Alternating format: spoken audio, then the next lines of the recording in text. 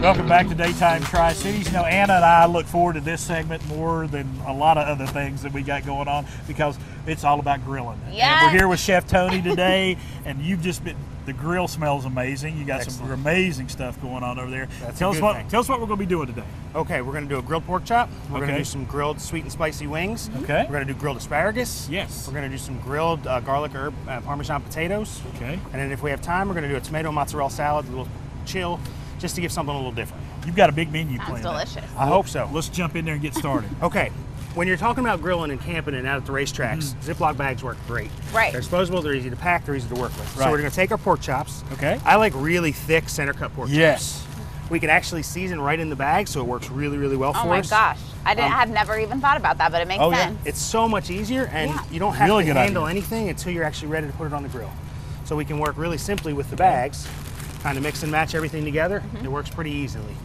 We have our grill set up. It's running pretty hot right now. Oh, and those seasonings you put on there smell really good. That seasoning I'm using is actually a sweet and smoky flavor. Okay. So we'll go with our chops, and we want to get them as quick to the center of the flame and the heat as we can do.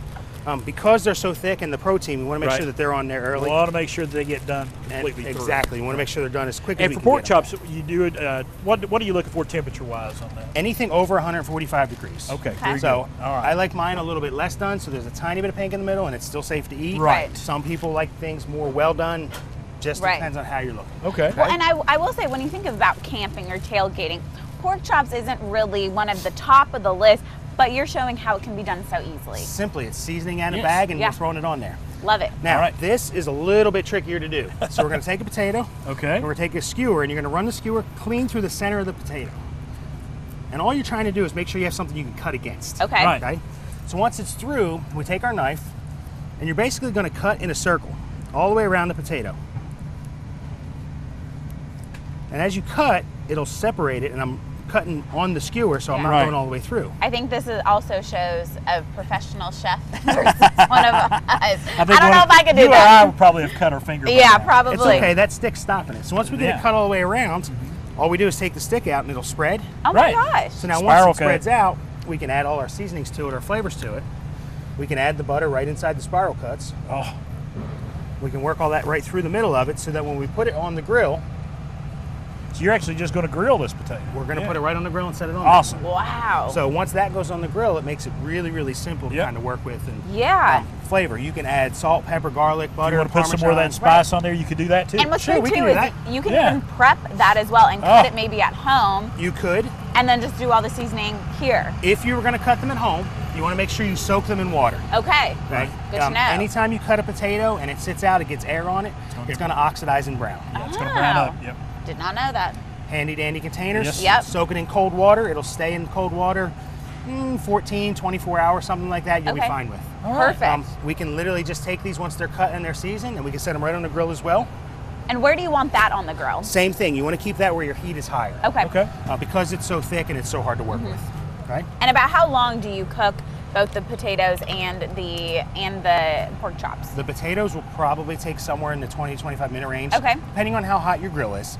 The pork chops, if you're looking to go to that medium rare, you can look in anywhere from 12 to 15 or 12 to 17 minutes. Okay, very good. So, now, no one ever thinks about asparagus when they're grilling. No, I don't. I'm going to be honest with you. I have, but I always wrap it in bacon. Okay. That works. That really, really works because you're getting a lot of that salt and flavor in there.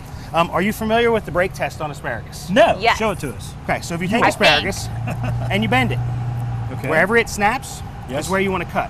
Okay. Because this is the woody stem part. Right. And that really woody, hard bottom stem part is the part that you really can't chew. It's too Yeah. crunchy to do. So we just take a knife and we're going to cut those bottom stems off. So you just do it to one, and then you can cut the rest of them off. Right, and we cut the rest off right about there. And I mean, yes, you'll get one that's a little higher or lower. Right. Right. But for the most part, it's a good judge of what you're looking for. With these, we have a small bowl. We can add a little bit of butter to them. Notice butter. Butter. I mean, if you have to bring one thing to the racetrack, Right, Bring it's some got to be squeezable butter. butter. make sure it's going to be butter. Yeah. And then we're just going to use a little bit of salt and pepper on it. Okay.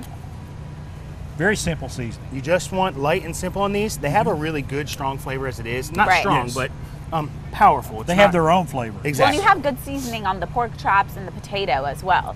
we don't want to overload everything and kind of make it too heavy. We're just going to mix it around a little bit so that butter gets coated on there. All right. Now with these, when we put them on the grill, we want to keep them off the heat a little bit. Okay. So we'll set them more to the side. Okay. And it sounds silly, and I've done this many a times though. Make sure when you put your asparagus on the grill, you put it across Put them crossways. You don't put them, or you get a lot of burnt asparagus. Many a time have I put them long ways and Right. they fall right to the heart before I let go. And Before you realize what you've done, not right? the best thing you can get. And you're along just with. putting them straight on the grill rack, so you don't have to put them in foil or anything like that? Nope, we can load them right on the grill. That's great. You'll get those nice grill marks on there. You'll have to watch them a little Yep. bit. Okay. And for me, when it comes to vegetables, especially when you're doing grilled vegetables, I like them to be slightly crunchy. Okay. Yes. I don't think that vegetables should be mush done. You Right. want that bite. Yeah. If I'm going to have them that way, I'll cook them that way. But on a Right. grill, I like to keep the heat a little different. Right. And about how long does the asparagus stay on there? 8 or 10 minutes. So you can put that really at the end when the potato and the pork chops only have about 10 minutes Yep. left. Once we get that going and working, it's pretty easy to work with. Yeah.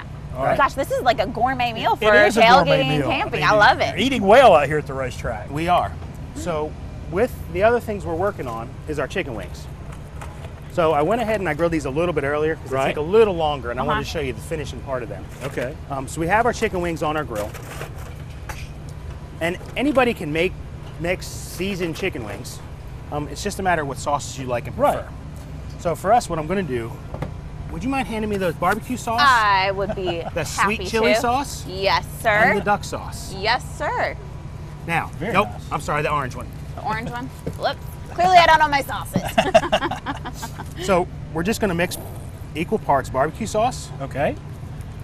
sweet chili glaze, Okay. which is an Asian sauce, and it's not usually associated with chicken wings. Right. But it's got a really good sweet honey and chili flavor. Ooh. You Kind can of a see little the bit of a chili kick. flake in there too. Exactly. Little bite.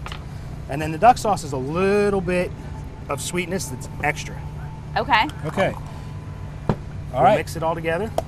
And that's going on the wings. We're actually going to toss the wings in it and then put them back on the grill. All right. Wonderful. We're going to come back in just a few moments. Finish up with Chef Tony here.